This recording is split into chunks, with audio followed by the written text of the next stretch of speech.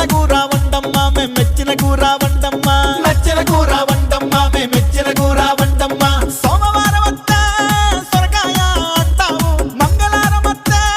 మామిడితో పప్పు అంటావు బుధవారం వచ్చిందా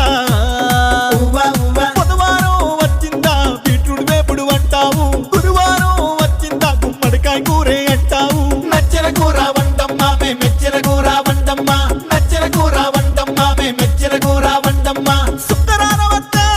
సుక్క కూర పచ్చడంటావు శనివారం వచ్చిందా శనగపప్పుతో దంచుతావు ఆదివారమే వచ్చిందా ఆదివారమే వచ్చిందా అరటికాయ కూర అంటావు ఆరోగ్యానికి మేలంటావు అరటికాయ